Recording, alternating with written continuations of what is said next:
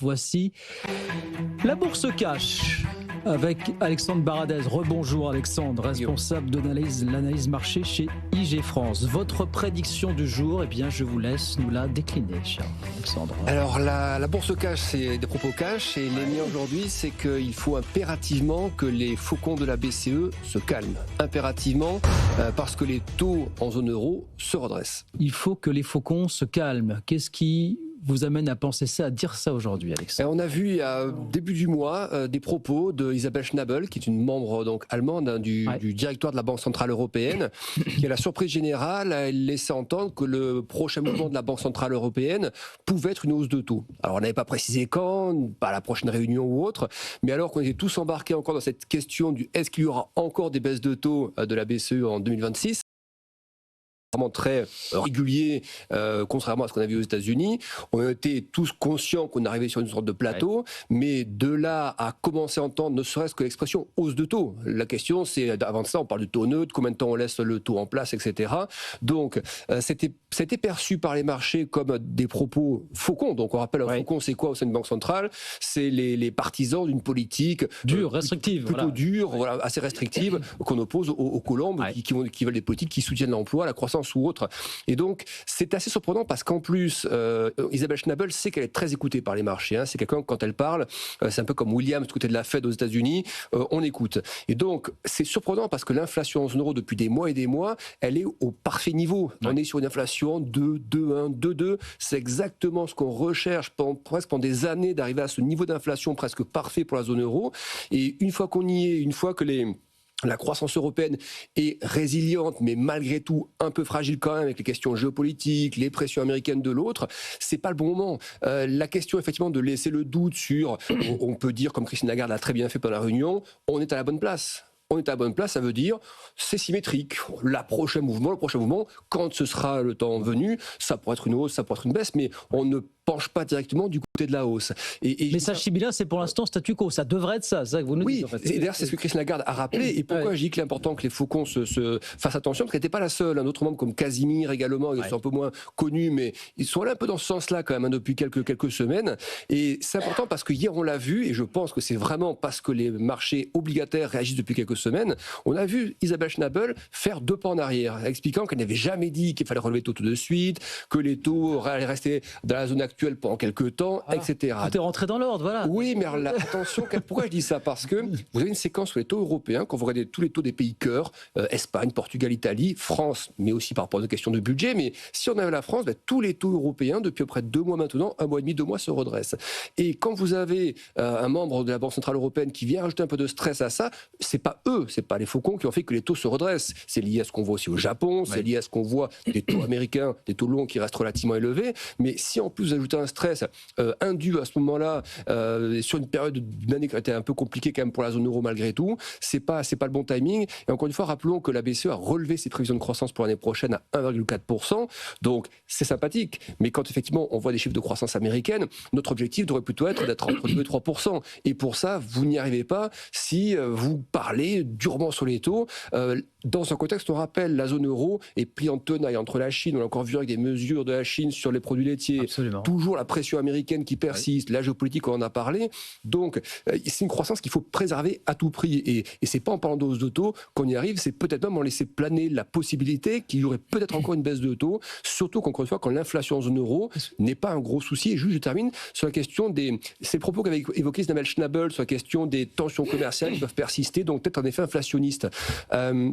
C'est pas la même situation que post-Covid. Post-Covid, c'était les chaînes d'approvisionnement, c'était les matières premières qui flambaient. Aujourd'hui, on va regarder les matières premières, elles sont à un prix tout à fait normal, voire bas pour l'énergie.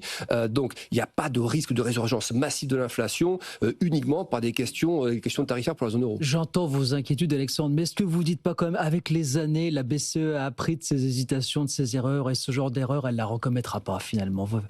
Oui, voilà, les forces de rappel. Et peut-être que le rétropédalage que vous venez de nous décrire fait partie un petit peu de ce raisonnement. On a compris qu'il fallait pas faire ça et que ça ne se passe pas. C'est bien qu'elle l'ait fait, parce que on le voit. Regardez les effets ce matin.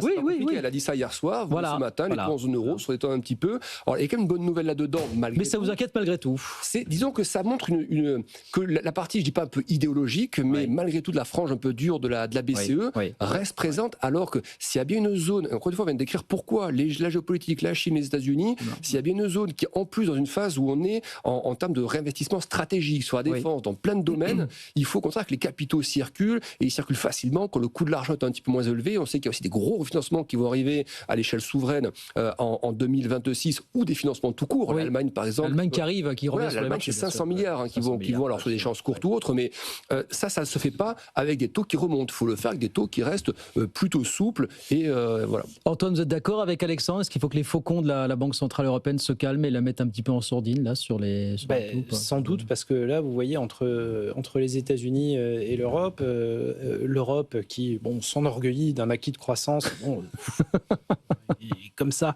Il est de combien l'acquis de croissance pour 2026 en zone euro? Pour l'ensemble de la zone euro, il prend 1,4 pour l'ensemble. 1,4 pour la zone euro, oui, c'est ça, oui, pour l'instant. D'un 4, 1,5, peut-être même si vraiment on met le paquet. Mais on a vu pire. Non, on finit par s'habituer à 1,4, voilà, ce qui n'est pas non plus faramineux. Mais et se dire que c'est une super bonne nouvelle. Bon, et de l'autre côté, regarde les dernières années, c'est pas mal. Mais évidemment, mais de l'autre côté, on a 4,3% et un président qui pousse à des baisses de taux avec une inflation à 3%. Vous vous rendez compte, on est dans un contexte monétaire qui est complètement chamboulé. De l'autre côté de la planète, on a le Japon qui remonte ses taux, catastrophe, il y a de l'inflation, ça fait 30 ans qu'on l'attendait. On est dans un paradigme monétaire vraiment, de mémoire, c'est très très compliqué à gérer parce qu'on va complètement à l'antithèse de la théorie de base, finalement, avec des tas de considérations politiques qui sont venues se greffer sur les considérations économiques. Et c'est vrai que les faucons devraient peut-être la mettre en sourdine parce que on risque de brayer le seul petit acquis de croissance qu'on a et qui nous sauve pour le moment. Mon raisonnement est biaisé parce qu'effectivement 1,4% de croissance dans la zone euro à l'échelle des dernières années, c'est très bien à l'échelle de ce qu'on a. Voilà, donc c'est bon, effectivement, on a perdu un petit peu de vue ce que devait être la croissance en zone euro finalement. C'est justement parce que c'est bien qu'il faut le préserver. On voit encore une fois les nombreux challenges. Encore une fois, on n'est même pas encore au mi-mandat de Trump, donc des questions commerciales, il peut encore y en avoir d'ici la fin de son mandat. Donc il faut créer l'environnement propice à ça. Et encore une fois, on n'a pas aujourd'hui les bases. On rappelle encore une fois comment l'inflation est arrivée en 2021-2022. C'était vraiment lié à des questions d'embouteillage mondial, pas assez de bateaux pour amener les marchandises, une demande phénoménale en face au niveau mondial, donc une concurrence pour avoir les mêmes produits au même moment. C'est ça qui faisait grimper l'inflation et l'énergie à l'époque. Rappelons que quand on s'inquiétait de l'inflation en zone euro, le baril était à $120, le gaz avec l'Ukraine monte à 300 €, le gaz à 27 € le mégawattheure et un baril proche des $50. Donc c'est pas du côté des matières premières que l'inflation va arriver. Et donc voilà, et encore une fois, on est dans un objectif de renforcer notre souveraineté par de l'investissement. Et il y a des gros financements souverains qui arrivent. Donc, la question, c'est effectivement, il faut le meilleur environnement monétaire, et on peut faire du Japon aussi par rapport à ça. Le Japon qui voit ses taux, comme Antoine disait, remonter assez sensiblement. Rappelons que... Au plus haut depuis 30 ans, quand même. Voilà, ça veut dire que le Japon aussi, du coup, a été auparavant un acheteur de dettes en Europe ou autre. Et les acteurs financiers japonais aussi, ça peut être les banques, les assureurs ou autres. Si désormais les obligations domestiques du Japon sont rémunérées à des niveaux de 2-3%, eh bien, ça peut inciter un peu moins le Japon à aller chercher des emprunts à l'étranger, notamment en Europe, au moment où l'Europe peut en avoir besoin. Donc c'est pour ça qu'il faut que nos taux restent relativement souples pour dynamiser notre croissance. Et on a vu notamment, je crois que c'était en juillet dernier, qu'il y avait eu un gros programme de baisse du programme d'achat d'actions françaises par le Japon notamment. Ça avait marqué ça sur les marchés financiers.